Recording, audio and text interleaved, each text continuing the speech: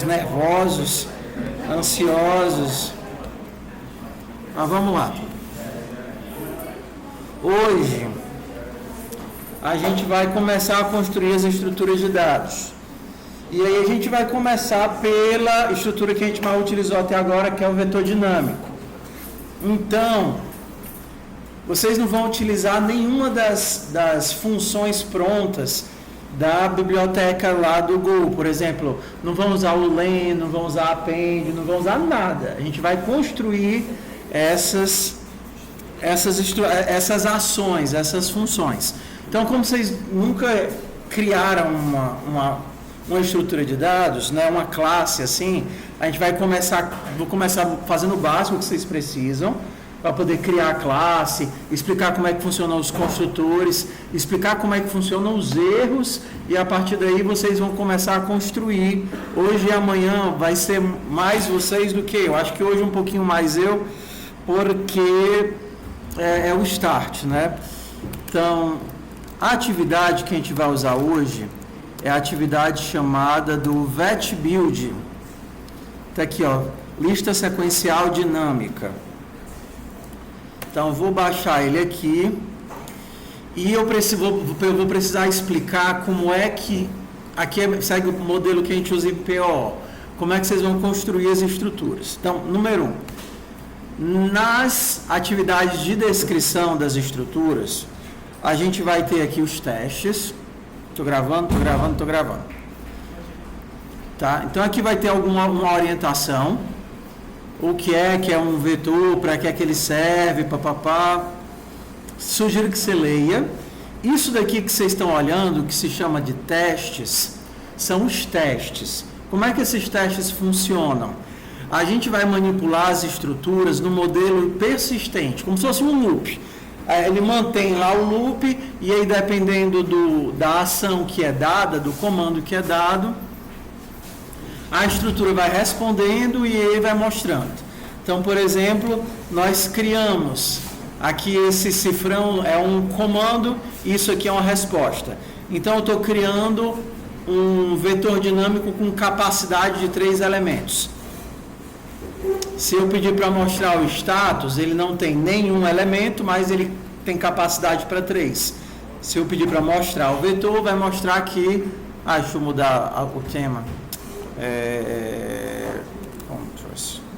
Assim é melhor, né? Pronto, assim é melhor. Tá. Então, não tem nenhum elemento, mas tem capacidade 3. Qual vai ser a regra que a gente vai utilizar para manipular a capacidade? Então, vamos lá. Sure, não. E eu nem perguntei se vocês queriam que eu fizesse alguma atividade da semana passada, ó. Dos fractais, ou tirar alguma dúvida de alguma coisa. Mas já que eu comecei aqui, vou continuar e daqui a pouco eu abro para tirar dúvida das atividades da semana passada. Tá? Então, já que eu comecei, bora aqui.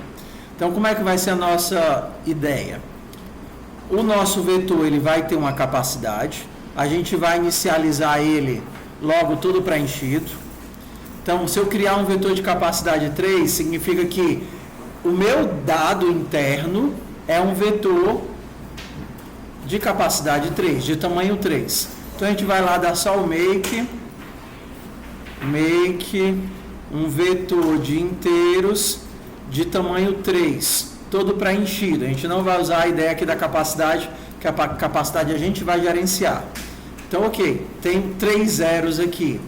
Só que nós vamos utilizar uma variável para armazenar o tamanho, ou seja, quantos elementos eu coloquei aqui. O meu tamanho começa em 0 porque eu não coloquei nenhum elemento. Então, meu começa em 0. Se eu der um push, vou dar o push do 4. Esse 4, ele vem para cá e agora tem o tamanho 1. Vou dar o push do 6. O 6 vem para cá e agora eu tenho o tamanho 2. Vou dar o push do 3. O 3 vem para cá e agora eu tenho o tamanho 3. Se eu tentar inserir mais um elemento, vou tentar inserir o 2, ele vai ver, opa, tamanho é 3, capacidade é 3, não consigo mais inserir nenhum elemento, o que é que ele faz? ele vai pedir um novo bloco de dados, normalmente dobro do tamanho. Nesse caso aqui, um bloco com 6 casinhas. 1, 2, 3, 4, 5, 6. 1, 2, 3, 4, 5, 6. Vai copiar os elementos, copiou 4, copiou 6, copiou 3, e aí então a gente insere o 2. Essa vai ser a nossa lógica. Atualiza o bloco de dados que antes apontava para cá, agora vai apontar para cá. Atualiza a nova capacidade que era 3, agora vai passar a ser 6, e aí eu faço a inserção do elemento normal. Ok? Então, a lógica por trás do vetor dinâmico é isso aqui que vocês estão vendo. Então, o que é que a gente vai gerenciar?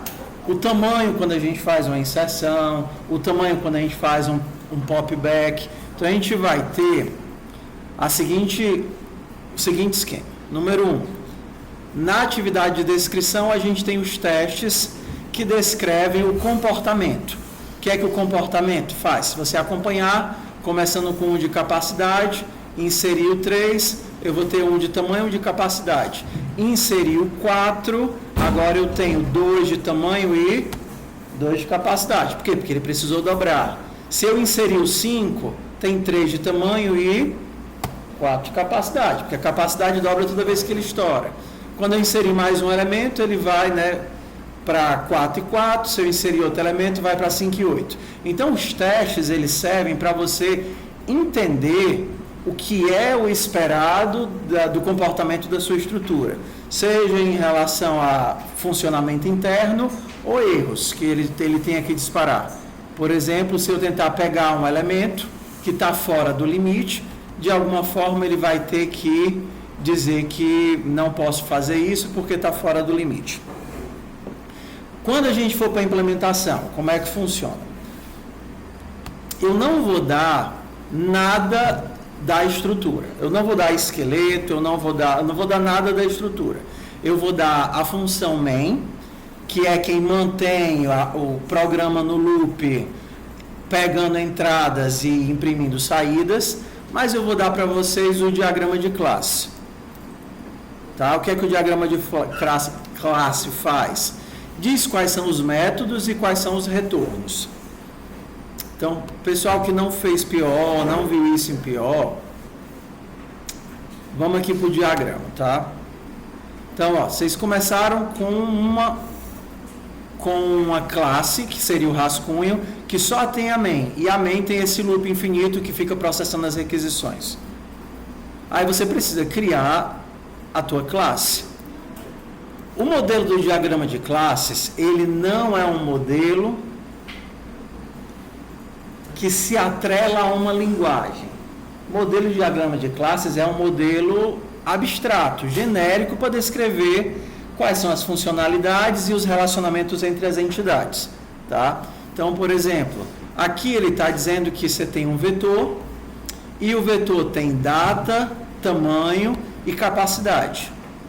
Data é um vetor de inteiros, tamanho é um inteiro, capacidade é um inteiro. O Go, ele não usa esse pontinho aqui.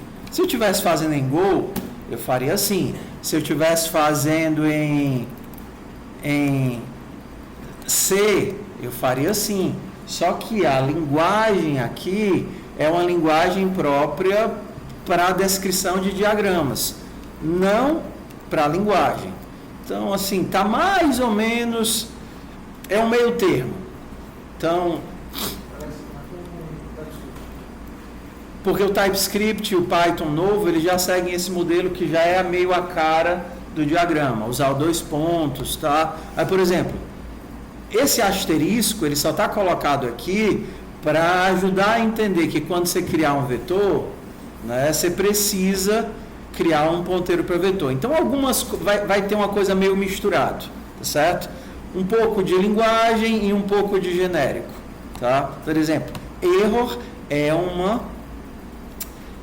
um tipo específico do Go. Se fosse um diagrama mesmo, não era para estar aqui, porque o diagrama, ele não te obriga a quais tipos você vai usar, ele fala mais sobre a relação entre os elementos. Então, só para explicar por que é que a gente tem essa coisa aí meio híbrida, meio genérica, meio específica de linguagem, tá? Então, alguns detalhes. Quando vocês encontram um nome com um parêntese, é porque isso daqui é um método, ok? Então, significa que isso daqui é um método new vector. Quando vocês encontram um nome sem parênteses, isso daqui é um atributo. O menos representa privado e o mais representa público. Mesmo que para Go isso seja redundante, porque o ser público e privado já está codificado no fato de ser minúsculo ou maiúsculo. Mas em outras linguagens, isso significa que aqui eu tenho um private data, private size, private capacity e por aí vai. Aqui seria um public reserve, um public pushback e por aí vai. Pronto. Então, o diagrama, ele vai orientar o que é que cada método faz e quais são os parâmetros que ele recebe. Como é que vocês não devem fazer essas atividades? Essas atividades, elas são planejadas para serem feitas de forma incremental, ou seja, você vai fazendo de pouquinho em pouquinho e testando. Seria um TDD, né? Desenvolvimento orientado a testes. Os testes foram pensados para serem incrementais. Então, ao invés de você implementar 15 métodos e depois tentar corrigir para rodar e ter erro nos 15, e você passar 3 horas caçando os erros, você vai olhar para o teste e de forma, usando a sua inteligência, você vai pensar, ok, quais são os métodos que eu preciso para passar nesse teste? Então aqui a gente tem um init, um status e um show. Ok, eu tenho que implementar o toString, eu tenho que fazer o construtor e eu tenho que implementar o status. Eu vou fazer isso, vou passar no teste e aí a gente vai para o próximo. Então, acredite, se você chegar para mim pedindo ajuda e eu perguntar, como foi que você fez? Não, eu fiz tudo, agora eu estou corrigindo, eu não vou lhe ajudar não. Porque vai ter erro em uns 50 lugares diferentes, e aí a primeira coisa que eu vou mandar é comenta tudo e pega só o que você precisa para passar no teste, tá certo? Comenta tudo e pega só o que você precisa para passar no teste. Entendi? Então, vamos lá. Eu vou começar aqui com vocês, porque eu preciso explicar uma coisa que é bem própria da linguagem, e que talvez vocês nunca pararam para pensar, que é como é que funciona o Garbage Collector, tá? Vocês já usaram C, foi assim? Já usaram Java? Não, ou C++, ou usaram uma coisa ou outra, tá?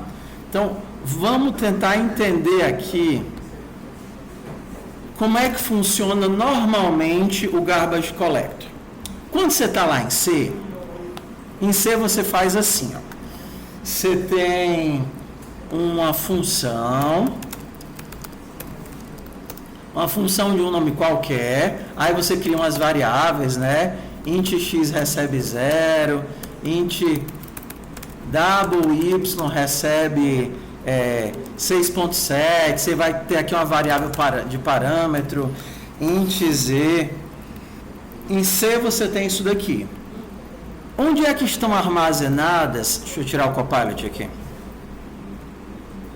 Blim, blim, blim, blim, blim. Ok. Em C você tem isso aqui. Onde é que estão armazenadas essas variáveis? O Z, o X e o Y. Tá. Vocês já ouviram falar da stack e da heap? Não já ouviram falar disso? Em algum lugar? Ave Maria, Jesus. Bora lá. Tá, tudo bem. Vamos de pouquinho, vamos sincronizar. Então, você já ouviu falar de pilha de execução? Glória, vamos lá. Então, teu código começa na main, tá certo? Teu código aqui começa na main, tá? Então, as variáveis que você cria na main, você está criando lá uma variável, outra variável, você chama uma função dentro da main. Então, a gente tem uma coisa chamada pilha de execução, que é entenda como se fossem blocos de memória que guardam as variáveis que estão sendo utilizadas dentro do escopo. Então, quando a main chama uma função, ela pega essas informações que precisa aqui de parâmetro, copia para dentro da função e a função vai ter o seu próprio bloco de memória.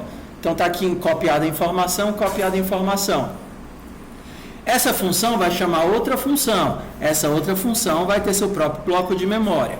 O que é que a função enxerga em termos de variável? Enxerga as variáveis, primeiro as variáveis globais e as variáveis que foram criadas dentro da própria função, por exemplo, os parâmetros e as variáveis locais. Tudo bem? Ok. O que acontece quando essa função acaba e, sei lá, dá um retorno? O que acontece? Essa pilha, esse bloco aqui, ele é desfeito, essa memória é devolvida e eu volto para cá, para esse contexto. Lá em Assembly você vai ter um jumpzinho e tal, blá blá blá. Ok, então a gente tem esse processo acontecendo o tempo todo. Quando você faz um if, a variável é criada dentro do if e é empilhada. Quando você sai do if, o que acontece com a variável? É desempilhada e ela some. Tá? Isso daqui, esse processo de empilhar escopos, tá certo? De visibilidade. Por exemplo, aqui você criou um if. Quando o teu if acaba, é desempilhado. Aí você criou um for, dentro do for você criou um if. Aí quando o teu if acaba é desempilhado, quando o teu for acaba é desempilhado, quando a tua função acaba é desempilhada, e assim a gente vai empilhando escopos e desempilhando escopos. Tudo bem? Isso daqui é o que a gente chama de stack. Ou seja, pilha. É a pilha de execução. Tudo bem? Às vezes você quer memória que não seja desfeita quando a função acaba, ou que ela não precise ser copiada de um bloco para o outro. Isso normalmente a gente chama de memória dinâmica, ou memória que é colocada na heap, certo? Na heap, lá no cabeçote. Em C, como é que você consegue criar esse tipo de memória? Quando você faz um malloc. Então, quando você faz um malloc, você cria um bloco de memória que não é colocado na stack, que é alocado lá na heap, e esse bloco de memória vai ficar vivo, ativo lá, até que você explicitamente devolva. Como é que você devolve isso? Com o free, muito bom. Beleza? Ok, isso é em C. Vamos dar um passinho para Java para entender como é que uma linguagem como Java... As linguagens têm um pouco de diferença, mas vamos lá. No Java, você não tem malloc e não tem free. Hã? Diz. E qual parte da disciplina já estamos? Por exemplo, recursão... A gente acabou a primeira rodada de recursão. Agora a gente vai para um round de construção de estrutura de dados. Então a gente tem provavelmente essa semana e a próxima nesse round. Quando é que seria a prova? A gente não, se tudo der certo, eu não quero fazer prova. Eu espero ser bom. No mundo ideal, a gente não vai precisar fazer prova. Eu espero ser bom. Tudo bem? Então vamos nós aqui. Por que isso daqui é importante? Que vocês precisam minimamente entender como é que o Garbage Collector funciona para entender o que está acontecendo com a memória. Cadê minhas variáveis? Por que elas estão vivas? Por que elas sumiram? Ok? Então vamos lá. No C você gerencia o que vai para stack e o que vai para heap.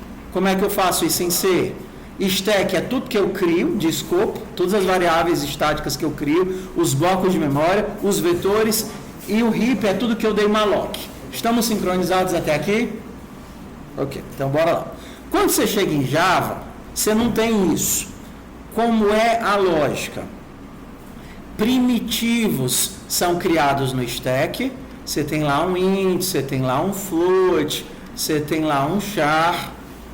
E objetos são criados na heap. Quando você cria um string, quando você cria um array list, quando você cria o seu objeto que você instanciou, você ainda tem o new explícito. Você dá lá um new, né? New bababá, new qualquer coisa. Às vezes esse new está maquiado.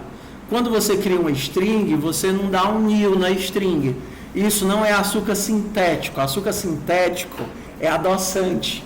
É açúcar sintático. Achei tão engraçado o pessoal, isso é açúcar sintético. Eu disse, como assim, meu filho? Nada de sintético, cara. Ok? Então você ainda dá o new em algumas coisas, em outras você não dá, mas ele está ali por trás fazendo isso. É uma coisa muito parecida com com o JavaScript, razoavelmente parecida com o Python. Mesmo que você não dê o new, na hora que você cria o objeto lá, na hora que você coloca os parênteses, você está fazendo alocação dinâmica, tá certo? E aí, qual é a lógica? O que está na stack segue a mesma lógica, é desfeito quando acaba, e o que está na heap, normalmente, passa por um processo que a gente chama de contagem de referências, reference count. Ou seja, você deu o new, alguém está olhando para o objeto, aí esse objeto foi passado por parâmetro, 2 pessoas estão olhando para o objeto, esse cara aqui foi destruído, uma pessoa está olhando para o objeto, esse cara aqui, ou seja, a referência foi destruída, não tem ninguém olhando para o objeto, então em um determinado momento o garbage collector pode passar, olhar, ops, tem ninguém olhando para esse objeto não, devolve o bloco de memória. Devolve o bloco de memória. Então, você ainda tem uma criação explícita quando você está lá o new no Java, né? Às vezes ela está meio escondidinha em outras linguagens, como por exemplo no Python ou no JavaScript, mas ele ainda existe. Quando você cria uma lista, ela vai para a heap. Quando você cria um objeto, ela vai para a heap. Então tudo isso daqui é memória dinâmica, tá? Ok, beleza, acho que a gente tem o que precisamos, tá? Quando você está em C, se você tentar fazer isso, vai dar ruim. Vou retornar o endereço de X. Olha aqui, ó. Você tem uma função que retorna um endereço. X é uma variável local, ou seja, está na stack, e aí você retorna o endereço de X. O que é que isso vai acontecer? Você retornou o endereço de uma variável que perdeu o seu bloco de memória. Então, isso daqui é inválido, vai dar um segmentation fault, vai dar um bug, vai dar um problema. Alguém já fez isso alguma vez na vida? Já, boa, tá certo? Então, agora a gente chega na questão. Como é que funciona o Garbage Collector no Go? Ok? Número 1, você não tem new, você não tem alocação explícita de memória. Tudo que você criar é estático. Se você cria se você cria um objeto, esse objeto é estático, ele é um bloco de dados. Como é que se esconde o Garbage Collector dele, a gerenciamento de memória? Se você retorna o endereço de alguma coisa, ele entenda, ops, ele está tentando retornar o endereço. Mantenha esse negócio vivo aí. Enquanto tiver gente referenciando esse endereço continua vivo. Então, o que a gente acabou de fazer foi indiretamente colocar um bloco de memória na heap, porque ele verifica que isso daqui é uma variável, que era para ser uma variável de escopo, só que ele tenta retornar o endereço disso. Então, ele meio que eleva o privilégio dessa variável, essa variável vai permanecer viva enquanto tiver alguém referenciando o endereço. É isso que acontece no vector lá? É isso que acontece no vector? Pessoal mostrando na classe? Sim. Por isso que lá naquela classe a gente está criando o vetor e devolvendo um ponteiro. Porque eu crio um objeto vetor e eu vou referenciá-lo e eu quero que ele seja, eu não quero que ele fique sendo, o bloco de dados do vetor fique sendo copiado de um canto para o outro. Eu quero que o vetor permaneça vivo e passe por referência de um local para o outro. Eu não tenho a obrigação de criar esse negócio aqui como vetor. Por exemplo, se eu estou trabalhando com a variável que é simples, um par de 2 inteiros, é um custo maior ficar mantendo esse cara na heap do que simplesmente copiar o bloco de dados de 2 inteiros. Então, para trabalhar com um par, com vector 2D, eu trabalho como estático, como cópia. Mas no caso do meu vetor, não, ele é uma variável, ele é um bloco de dados complexo, vai armazenar dados, eu não quero que ele fique sendo copiado. Então, a gente trabalha por ponteiro. É bem simples, é só isso. Retornou o endereço de alguma coisa, você está elevando aqui dali a alocação dinâmica. E aquele cara vai ser mantido vivo enquanto estiver sendo referenciado. Tudo bem? Tudo bem? Então, o que é que eu quero que vocês tenham, como vocês são gente da TI, quando vocês estiverem olhando para uma linguagem, independente de qual seja ela, estejam atentos. O que é que esse comando faz? Eu estou criando uma informação estática, eu estou criando um novo objeto, esse objeto está sendo copiado, esse objeto está sendo referenciado. Quando tu pega um A recebe B. Isso é o quê? Entendeu? Então, assim, o ruim de você pular de uma linguagem para outra é que quando você tem um negócio como esse, A recebe B. Isso aqui é o quê? Eu estou fazendo a cópia dos dados de A para B ou eu estou só copiando a referência de A para B? Cada linguagem vai olhar para esse negócio de uma forma diferente e por isso que às vezes é complicado. Se você está em Java e isso são primitivos, você está tendo uma cópia real. Se você está lá em Python, isso aqui são dados imutáveis, que já é outro contexto, né? Isso daqui também é uma cópia real. String é imutável, então você está fazendo cópia de string. Vetor não, uma lista não é, então aqui você está copiando referência. Então, já que vocês vão trabalhar programação muito tempo da sua vida, tenha esse olhar, o que esse negócio aqui está fazendo? Entendeu? Isso aqui é um vetor. Eu estou copiando esse vetor, estou só pegando a referência, porque vai evitar muitas horas de bug assim na vida de vocês. Vocês acharem que está fazendo uma coisa, quando na verdade está fazendo outra. Então, vamos nós aqui. Então, primeira coisa, vou começar aqui o nosso código aqui. Então, vocês podem, se quiserem, eu sugiro que vocês não comecem programando.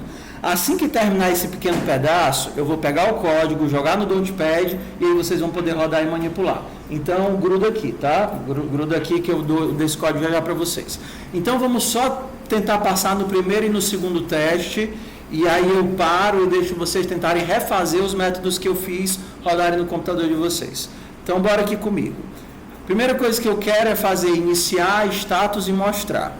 Então, eu vou lá seguir meu diagrama de classe. Meu diagrama de classes vai dizer que eu tenho uma função, uma struct type vector, que é do tipo struct. E quais são os dados que eu tenho? Meu bloco de dados, onde eu vou armazenar os elementos, data, que é um vetor de inteiros, eu tenho o meu size, que é um inteiro, e o meu capacity, que é um inteiro. Você não vai usar len, você não vai usar append, você nem vai usar range. Você vai fazer tudo manualmente aqui, tá? Então, a primeira coisa que eu preciso é construir esse negócio. Então, vamos lá. Diferenças, adoro isso. Quando você quer construir uma classe, o que é que você usa em Java? O construtor. Quando é que o construtor é chamado? Tudo bem, mas explicitamente, quando é que o construtor é chamado? Você está lá em Java e faz var lista recebe new array list. Quem é que chama o construtor? É o new. O new chama o construtor. Você está lá em C++, você cria um negócio, né? Uma coisa. Coisa é uma coisa. Isso aqui está chamando o construtor. Você não está vendo. Mas esse cara aqui está chamando o construtor. O construtor é chamado na hora, é chamado pela classe na hora que o elemento está sendo criado. Seja criação dinâmica ou seja criação estática. Primeira coisa, construtores são coisas problemáticas. Por quê? Porque normalmente quando você constrói um elemento, quando você tem herança, você sai fazendo aquela construção em camadas, chamando super. Você lembra desse negócio, herança? Então você constrói o ser humano. Antes de ser humano, ele é um mamífero. Antes de ser mamífero, ele é um ser vivo. Aí sai fazendo aquele super de super de super. Aí tem aquele negócio de, um construtor. Já você pode ter sobrecarga de construtores, 2 ou 3 construtores diferentes, sim ou não? Não. Eu falei assim, pode não. Você pode, construtor, acho que não. Até a versão que eu programar, vocês podem ter vários construtores com parâmetros diferentes. Pode ter um vazio, pode ter uma coisa. Ah, agora pode. Acho que você pode. Não, tudo bem, então eu estou desatualizado, porque na minha época, da última vez que eu dei disciplina, eu não podia. Então, se vocês estão dizendo que pode, pode. Eu confio mais em vocês do que na minha memória. Tá, tudo bem, então ótimo.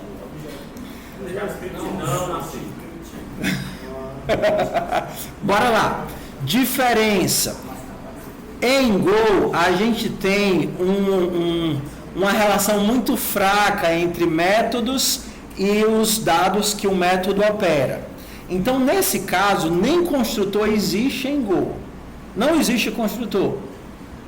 Não existe um método que é chamado automaticamente e escondidamente quando eu tento criar um elemento, porque é isso que o construtor faz. Você tenta criar o elemento, você passa aqui um nome para ele, e isso daqui escondidamente, porque não é explícito. Isso vai lá e invoca o construtor e faz a reação em camada.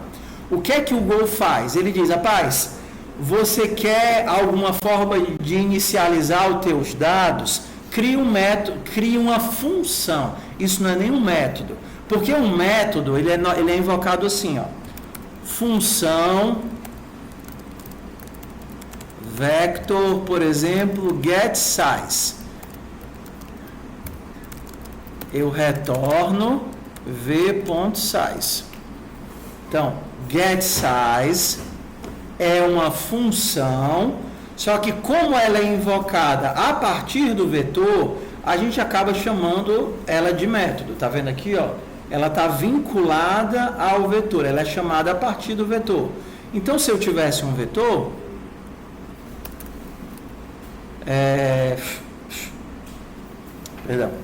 var v, que é um vector, eu poderia chamar v.getSize. Tá vendo? Ele é chamado a partir do vetor. Só que ele não tem aquela carinha de método, estando dentro do escopo. A gente, é meio que ele faz um açúcar sintático. Ele chama essa função a partir desse cara. Só que esse cara também é uma variável de parâmetro. Ele teria a cara ele seria o des. Só que eu não uso o termo des. Eu uso o termo que eu quiser. Porque ele se comporta como um parâmetro normal, tá? Um parâmetro normal. Eu manipulo esse cara como um parâmetro normal. Só que ao invés de passar ele bem aqui, eu passo ele desse ladinho aqui. Então isso daqui se comporta como método. Por que é que o construtor não é um método? Porque o construtor ele não segue esse esquema. O construtor normalmente ele vai ter essa cara aqui. New vector, que retorna ou um vector ou um ponteiro para vector. Por que isso daqui não é um método? Porque isso não é chamado a partir do vetor. Isso é uma função que me retorna um vetor preenchido. Está vendo a desassociação entre comportamentos e dados? Uma função normal que roda um código e retorna o bloco de dados preenchido com a lógica que você precisava preencher. Que é isso que o construtor faz. Tá? Esse nome, ele é inclusive uma convenção. Ele não é uma obrigação. Você poderia chamar ele de cria vetor. Ainda tem um comportamento de construtor, mas não segue a convenção de eu criar, dos nomes de construtores serem assim. Tamo junto? Tamo junto? Vamos nós. Ele estou na coisa da pedra da bunda. Hã? Ele estou na pedra da bunda. Ótimo, delícia. Bora, próximo passo. Eu quero preencher esse cara e retornar. Se eu precisasse de parâmetros, basta passar eles aqui, ó. Capacidade. Bora preencher esse cara. Lembra? Se eu quisesse preencher, eu poderia preencher em etapas, por exemplo, var v é um vector, v.size vai começar com 0, v.data vai ser um make de vetor para inteiros, capacity, v.capacity recebe capacity, e aí no final eu retorno v. Preenchi os dados do jeito que eu queria. Se eu quero um ponteiro, o que é que eu tenho que retornar aqui? Comercial. Você pode fazer isso daqui num golpe só, como os parâmetros que a gente criava lá em C, tá vendo? Parâmetros. Então, nesse caso, ao invés de igual, você vai usar 2 pontos.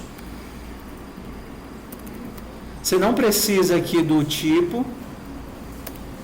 E no final de cada um, você vai usar uma vírgula, inclusive no último. Que estranho. Que estranho.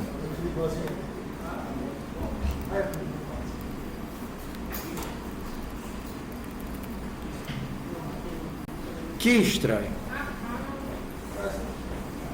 Ou seja, isso daqui tem aquela carinha, né? É o mesmo modelo do JavaScript, do dicionário do Python, do JSON, essa ideia de field, campo, né? O property, a propriedade, aquela coisa que você está tentando construir, e o valor associado a essa property, aqui ele chama de campo, field. Estou preenchendo size, estou preenchendo data e estou preenchendo capacity. Inclusive, tem que ter essa vírgula no final, não sei porquê, não me pergunte. Acho que é para o cara poder ficar botando para cima e para baixo sem dar erro de escrita. Tanto que a primeira vez eu tive que perguntar no Copilot porque é que estava dando errado isso daqui, né? Por que ele não aceita? Ok? Quando o senhor cria o dado, Certo. aí o senhor está definindo desse dado, então?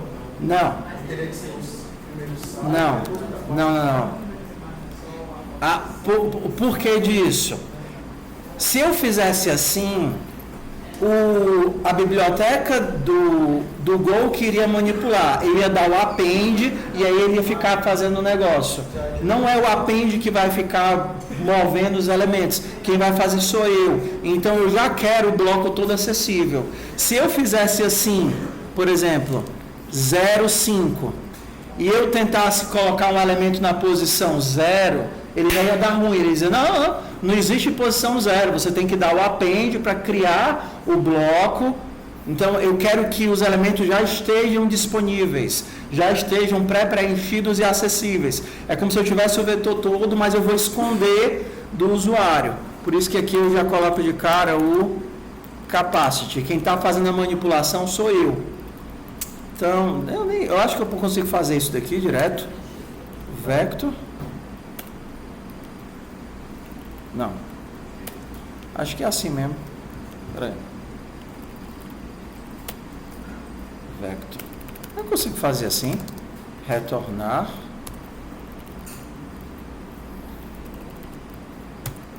Consigo também. Tentando, né? Brincando e tentando, é muita coisa legal aqui.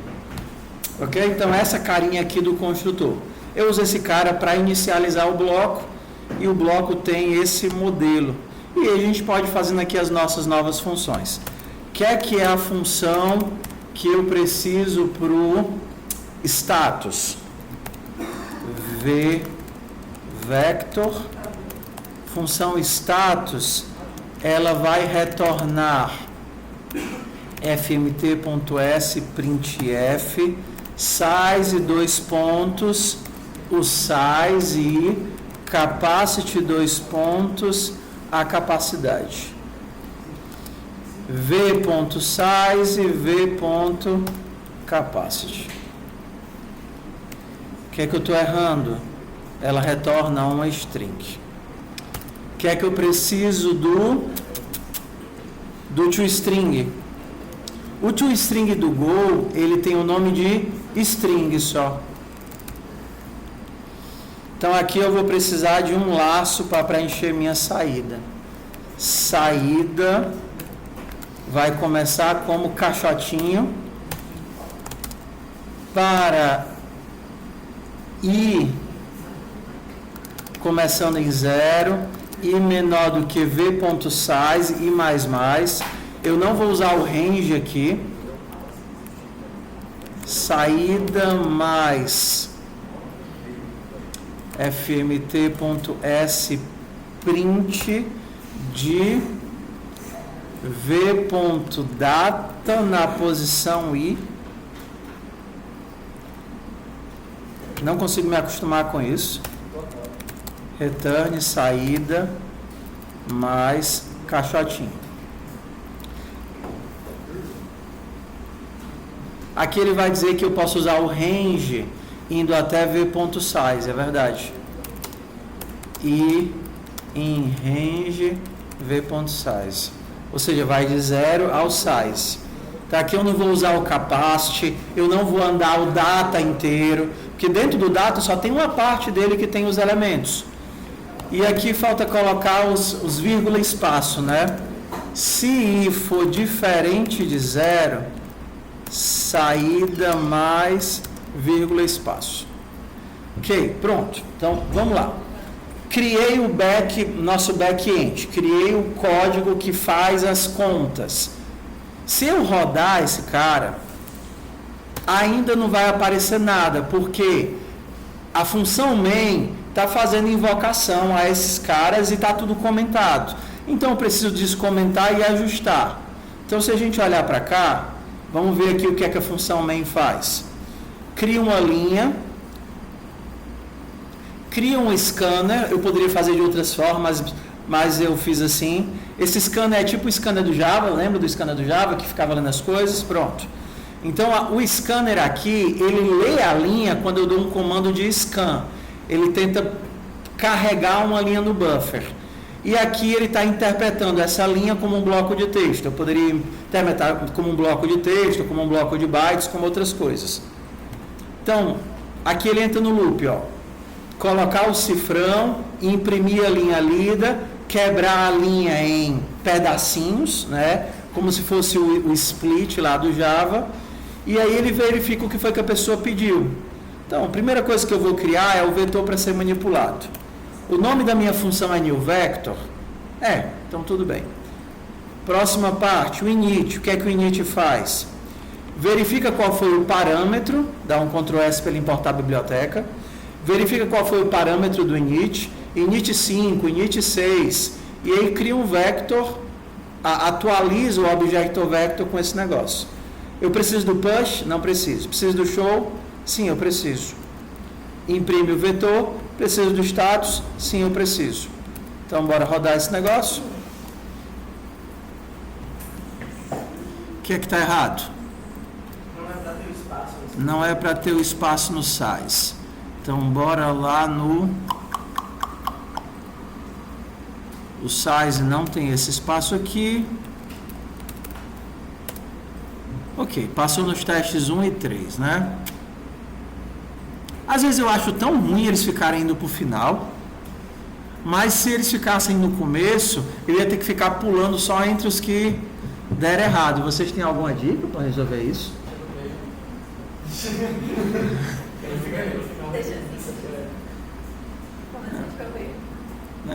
Eu vou pensar em alguma coisa. Dá pra deixar tipo embaixo, mas se ele quiser ver. Em 2 linhas. Também tem que ficar feio. Dá até pra gastar. É porque é ruim quando eles vão lá pro final. Vou pensar em alguma coisa e depois eu mando vocês testarem se funcionou. Fica bom. Não é porque usabilidade é um negócio difícil pra caramba.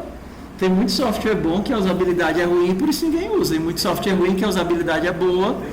E mesmo tendo aquele subconjunto de funções, dá certo, porque a usabilidade... Então, bora lá. O que está faltando agora? O push, botar os elementos. E aí a gente vai para o coração do vector, que é aquela ideia de dobrou, não cabe mais, dobra, não cabe mais, dobra, não cabe mais, dobra. E assim, como a gente vai ter o processo de inserção em duas ações, seja no pushback, que insere sempre no final, ou seja no insert, que coloca no meio, a gente vai separar esse método que dobra, chamando ele de reserve. Então, o reservar é esse que vai receber uma nova capacidade e vai tentar ajustar o meu vetor. Então, primeira coisa, quando vocês forem trabalhar com qualquer estrutura de dados, você verifique como é que a estrutura de dados faz isso. Normalmente, estruturas lineares vão ter alguma forma de você reservar o bloco. No caso aqui do slice é o capacity, né? Então, qual é a lógica aqui? Me ajudem. O que é que eu tenho que fazer? Dobra a capacidade do border. E se por acaso ele pedir menos uma capacidade menor do que a quantidade de elementos que já tem?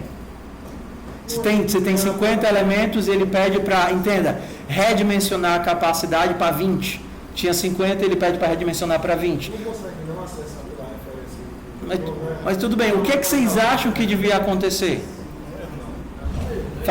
Cortar, fazer só o que cabe, Deixar só o que precisa.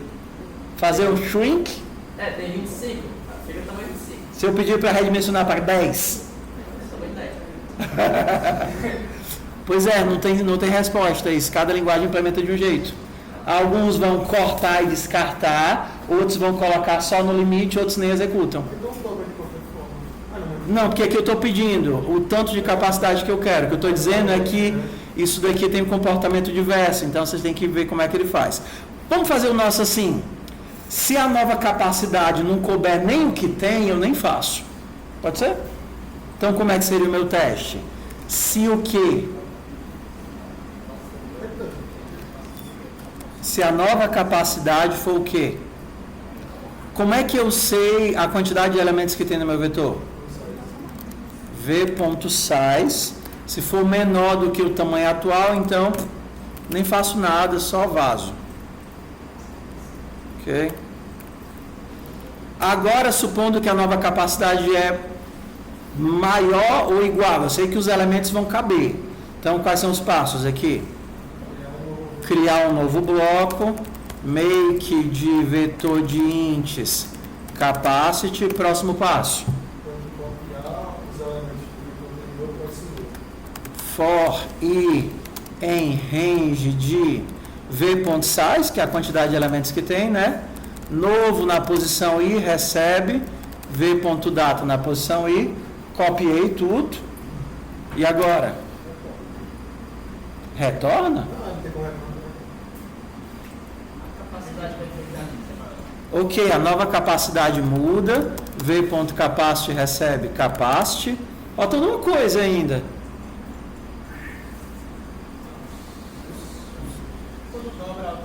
Não, por que eu estou pedindo a capacidade que eu quero? O dobro, o triplo, 1,5. Mas falta uma coisa ainda, falta o quê?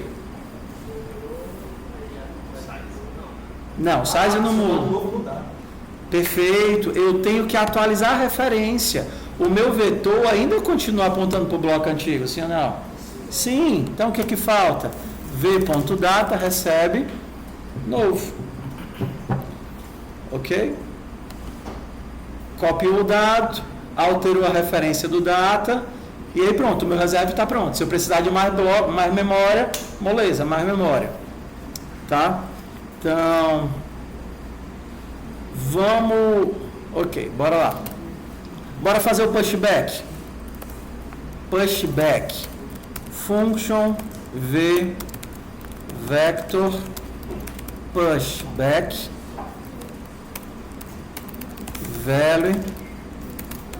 Pushback não tem como dar erro, porque se precisar eu redimensiono. Como é que eu sei que não cabe? Se o size for igual, porque se ele for maior, nem dá. Já estourou, né?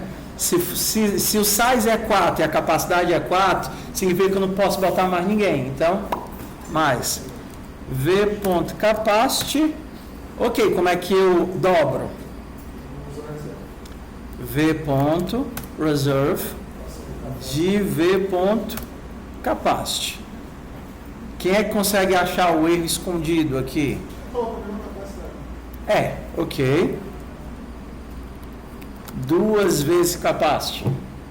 Ótimo. Ainda tem um erro escondido, um detalhe macabro aqui. Em que casos multiplicar por 2 não dobra? Quando é zero. Perfeito. Se a capacidade inicial for 0, se eu criar um vetor vazio e eu fico mandando dobrar, ele não sai do canto, porque 2 vezes 0 continua 0. Né? Ou seja, eu poderia fazer um if aqui, mas uma forma legal de fazer assim, garantir o mínimo eu quero o maior valor entre 1 e esse valor. Então tem que fazer um if. Eu quero o maior valor entre 1 e isso daqui. Ou seja, se esse cara for 0, entre 0 e 1, eu escolho 1. Aí se ele for 2, 3, ou 4, ou 5, eu escolho esse novo valor. Na falta de um ternário, a gente se adapta. Se eu cheguei nessa linha, eu sei que cabe, sim ou não? Sim. Onde é que eu vou colocar esse cara? Eu não tenho como fazer um append, porque eu estou implementando o append. Eu vou copiar esse cara para onde? Para cá. v.data. Se eu tenho 0 elementos, ele vai para qual posição? 0. Se eu tenho um elemento, esse elemento está no índice 0. O novo cara que eu estou inserindo vai para a posição 1. Então, v.size recebe value.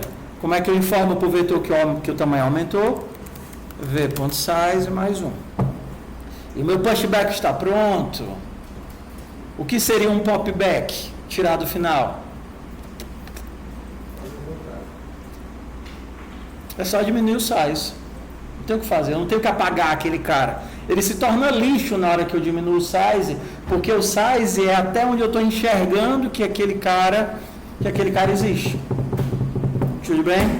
Então, como é que ele vai fazer? Vou passar no teste aqui do push, vou mandar para vocês e vocês vão tentar fazer para mim o pop. Ok? O pop tem só um errinho aqui, porque o pop lá no diagrama, ele está retornando o valor e o erro. Porque pode ser que não dê para remover alguma coisa, né? Não tem nada, como é que eu removo alguma coisa? Então, vou passar o código para vocês. Vocês vão tentar fazer o pop. E aí podem, vocês têm quase 1 hora aí para fazer mais algumas coisas.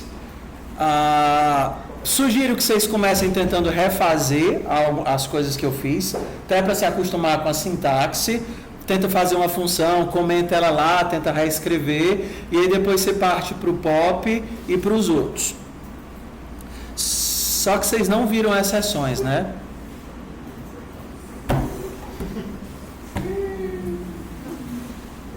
Dá vontade de derreter às vezes aqui, bora lá. Blim, blim, blim. Vocês sabem o que é uma função pura? Nunca ouviram falar desse termo? Tá. Então bora lá. Quando eu penso que eu vou deixar para parar. Vamos fazer o seguinte, eu vou deixar para vocês desaturarem. Vocês tentam fazer aí o pop. Vocês não conseguem porque tem que gerenciar erro, arriego. Vou fazer assim, imagina que o teu pushback pudesse, o teu reserve pudesse dar erro. Vamos fazer aqui o reserve dando erro, tá certo? Tem um momento lá que a gente tá aqui o reserve, tá vendo? Se o reserve pudesse dar erro, eu poderia manipular esse erro de 2 formas. Ou deixava ele oculto ou deixava ele explícito. Exemplo. codetest.py. Se você está lá em Python e tenta converter uma coisa para converter, x recebe float de 4.53. Isso daqui é o quê? Isso daqui é um texto, sim ou não? Aí ele vai converter esse negócio para X e aí você imprime o X. Estou em Python, tá? Só para vocês se situarem. Tá vendo aqui? Então vou rodar esse código, teste.py. Funcionou? Lindo. O que é que a função float faz? Ela converte uma string para número, se possível. E se não der certo, ela faz o quê? Cadê? Cadê o erro? Como é que eu pego esse erro?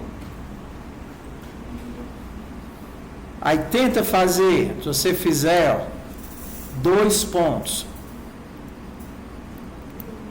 Se você tentar fazer isso, aí ele vai te dar um monte de coisa aqui, ó. Ei, essa linha te deu, eu estou te dando um traceback, né?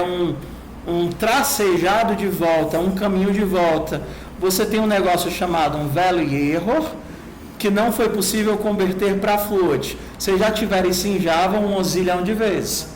Quando davam index out of bound, quando davam null pointer exception. Vocês já tiveram esse negócio um monte de vezes? Por quê? Porque a linguagem se comunica contigo erros, ou via retorno ou via exceção. Qual é a vantagem do erro via exceção? Quando a vida está boa, é muito legal. Ó, se eu quiser somar 2 floats, float mais float. Ó.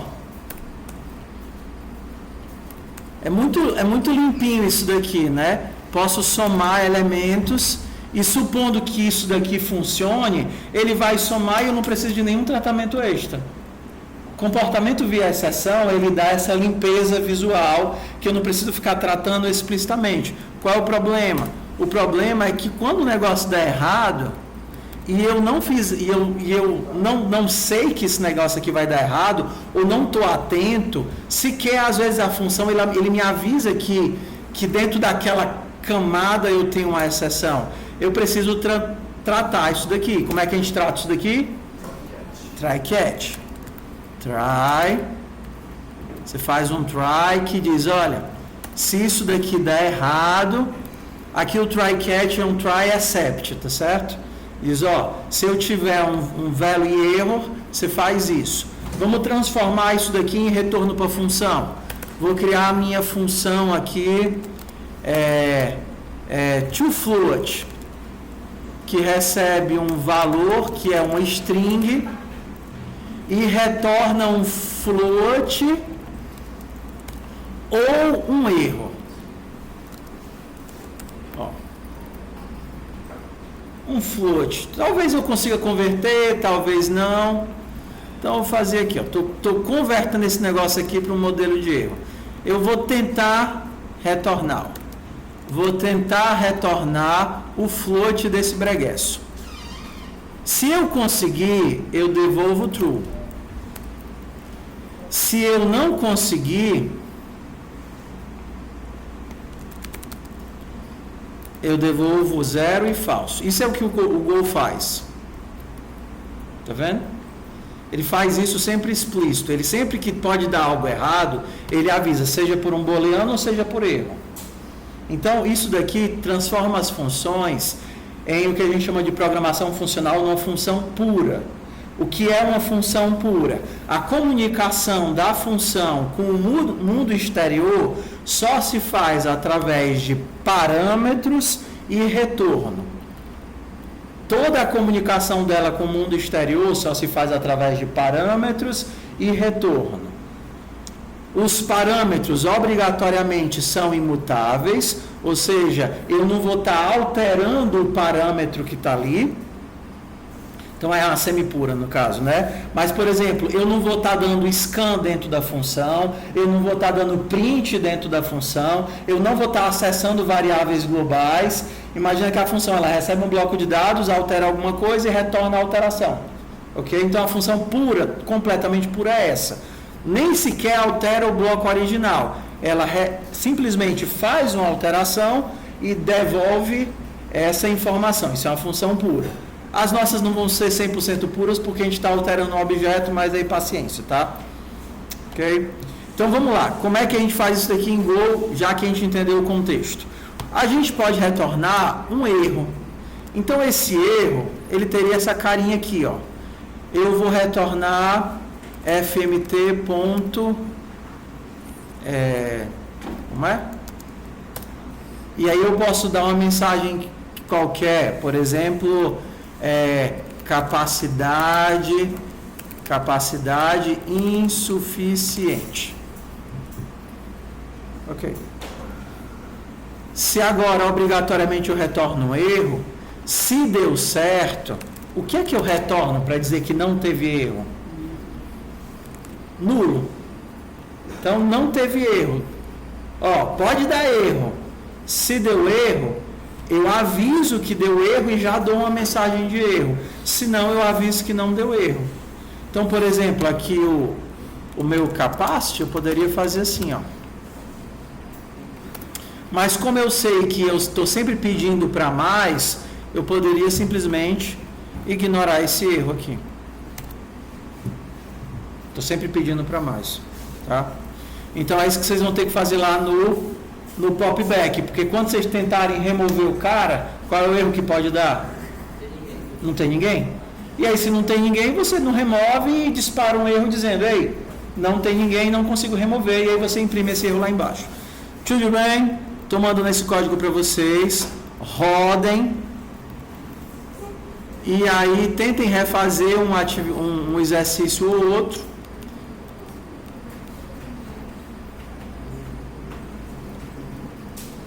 Tentem refazer. Eu vou colocar lá no Don't.pad.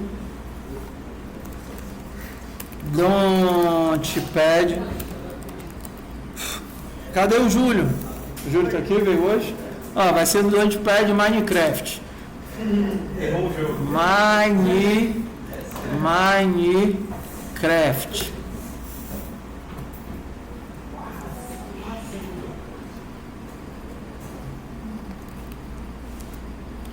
Don't.pad Minecraft. Peguem o código, rodem o código e tentem refazer, comenta um pedacinho e tenta refazer para se apossar das coisas. Faz de forma inteligente, ó. Comenta o construtor, rola a página e tenta reescrevê-lo baseado naquilo que você viu. Comenta lá o pushback, rola a página e tenta reescrever, certo?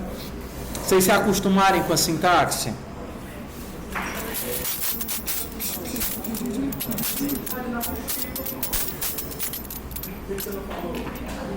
Olha primeiro e depois programa.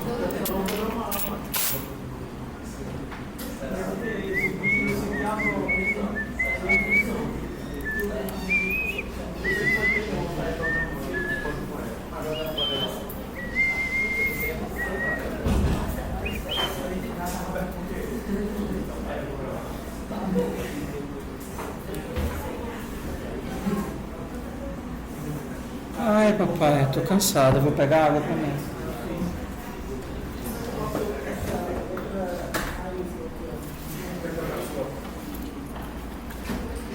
Esqueci minha água, meu povo, vou pegar água e volto já.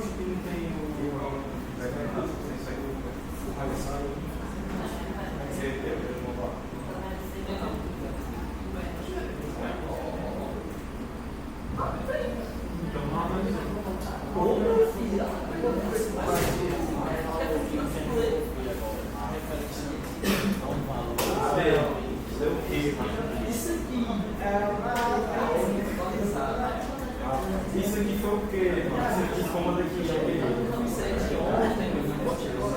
onde você acabou de fazer agora. Ele estava falando de valor quando a gente está acreditando, né?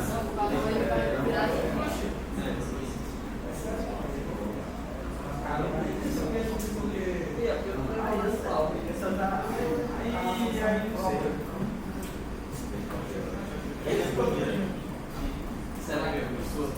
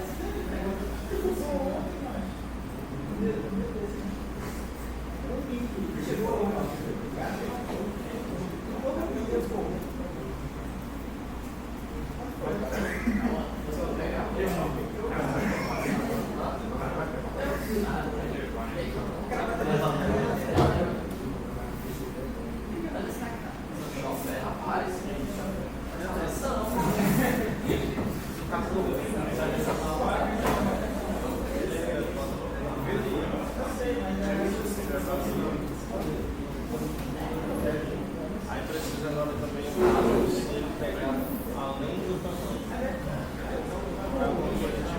Se o velo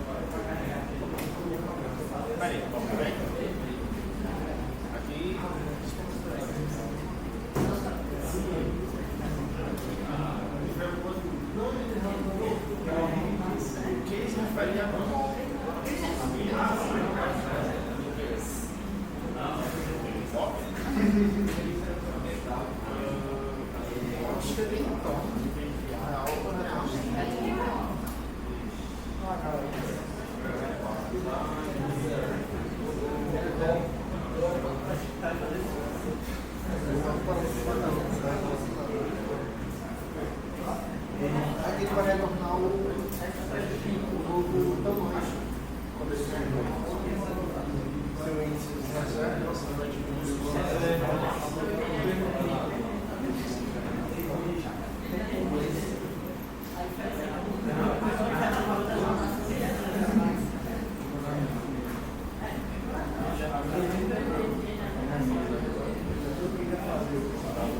e aí eu preciso fazer alguma coisa para deixar o retornar 10. É como eu continuo.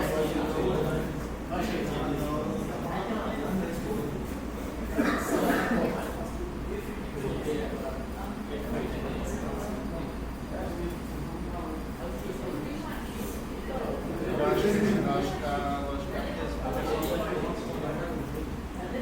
ele não é para retornar algo, isso é o que E ele chama o quê?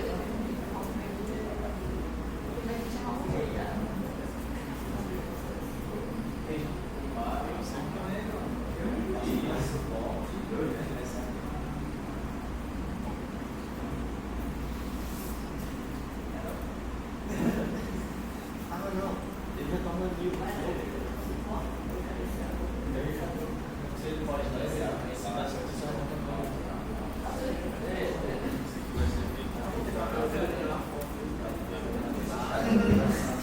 Isso aí, você estava aí. Eu tô tirando as notas aqui. Só que eu tô dizendo isso. Foi para um aí, você não tem.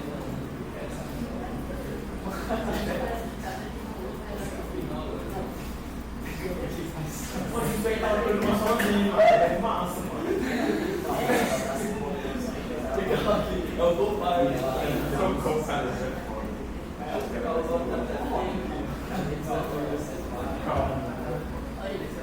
Nossa, eu vou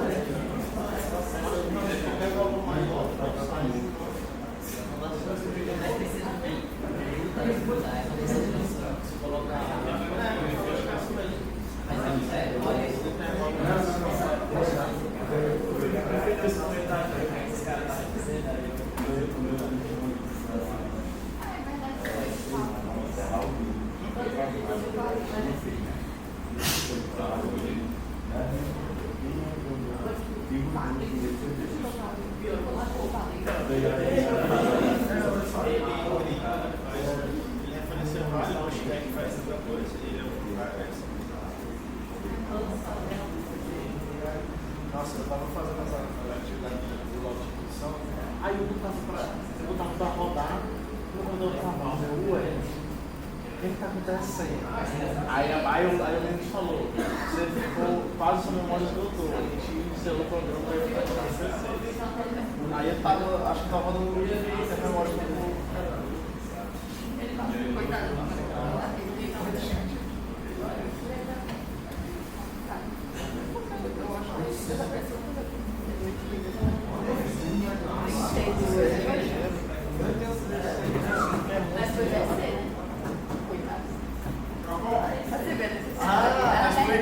Tá explicado. Porque tem que entender. Caso eles façam um negócio errado, ele tem que ter memória bastante para ter tempo de parar. Não é hora de ser gravado. Eu tenho que comentar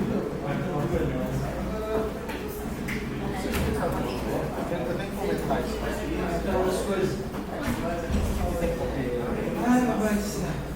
Ei, bora alinhar os prazos aí. Para quando que vocês querem me entregar a atividade de stream? De stream não, de execução? Eu não comecei. E assim, A gente tá falando das obrigatórias? nós obrigatórios. Porque jogando limpo. Jogando limpo. O que é o mundo ideal e o que é o mundo real? No mundo ideal, como a disciplina é feita de muitos pedaços, disjuntos, teria problema nenhum vocês entregarem até o fim do semestre.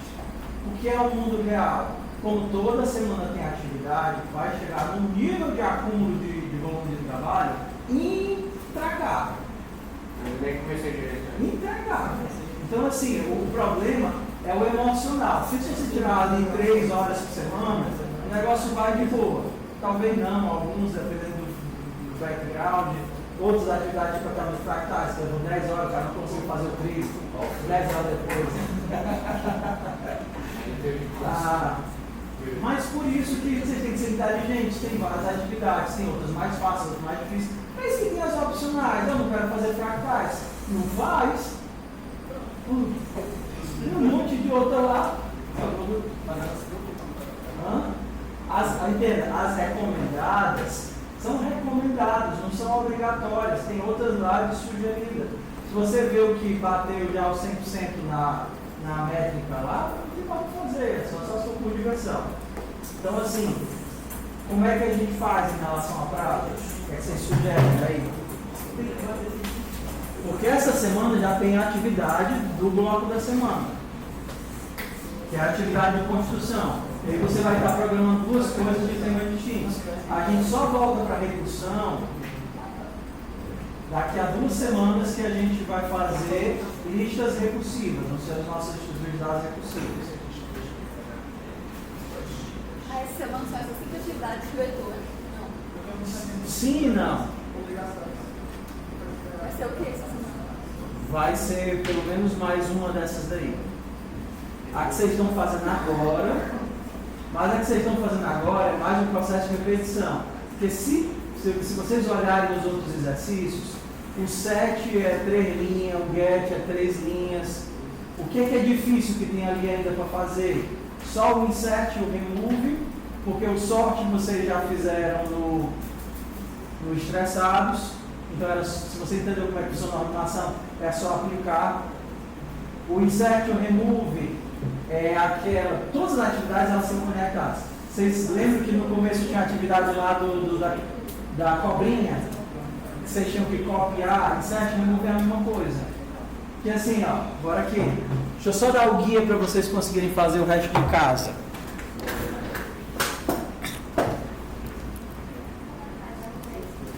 Vamos lá.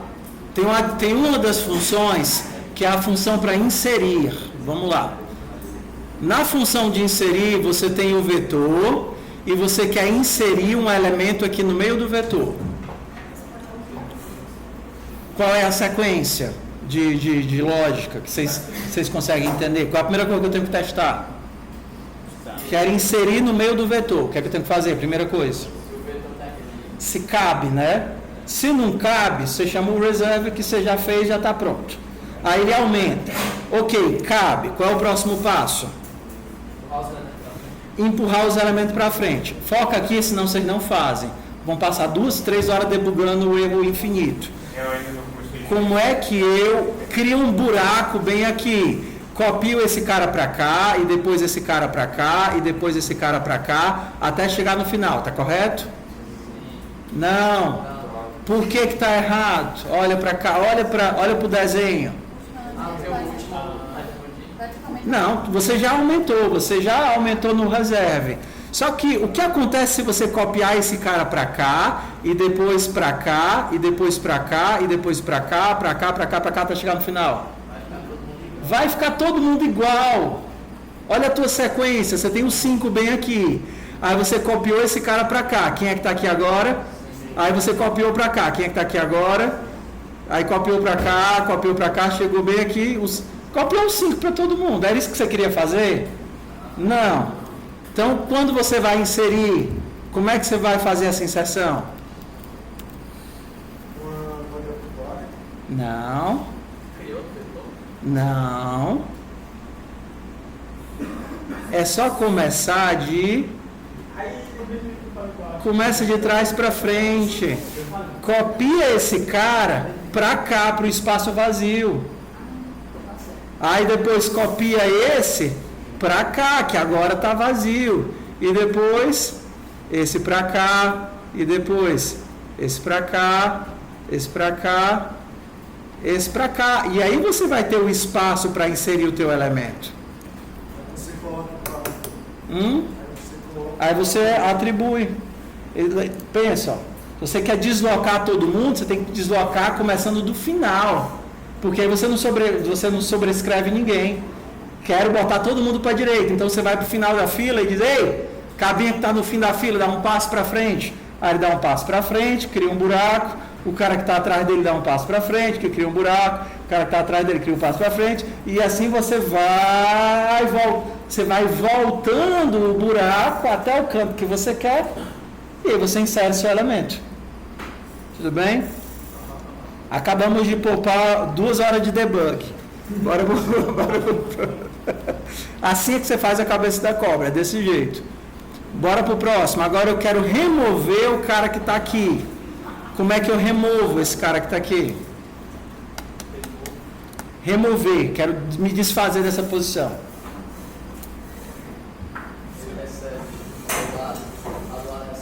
Exatamente. É só eu dizer, ei, bora pessoal, andando. Eu faço o contrário. Andando. E aí eu cubro o buraco e diminuo o tamanho. Pronto. Os métodos era o que tinha de método. Get, se não tem índice, retorna erro. Set, a mesma coisa. Inserir, remover isso daqui. Ok? Então, por isso que eu digo que se vocês começarem a acumular e forem deixando recursão para depois, vocês vão chegar daqui a 2 semanas, não vão ter feito o exercício de recursão. Tu quer fazer chamada, é? Em paz, Deus abençoe. Boa seletivo. Boa prova, boa entrevista, sei lá o que. Se garanta lá. Beleza? Então a gente vai ter essa atividade do vetor e amanhã a gente vai ver sobre busca binária, que é algoritmo de busca binária. E lembra que a gente falou que a gente ia implementar as estruturas que a gente já usa? Vocês vão implementar um mapa em conjunto em cima de vetor. Então a gente vai criar essa semana um vetor e usando a lógica do vetor, os métodos do vetor, o que o vetor já te dá, o que vocês vão fazer primeiro, aí você consegue inclusive implementar mapa em conjunto utilizando o vetor ordenado. Então assim, não é muita coisa. A questão é que tudo está interligado, inclusive métodos que a gente viu lá nos estressados. Tá certo? Eu estou cansado já, vocês também? Vocês querem sair mais cedo? Alguém me conte uma piada boa que eu deixe vocês saírem mais cedo. Eu não sei o que estou fazendo. Vai, Júlio. Vai na Júlio. Piada boa. Esse é o momento.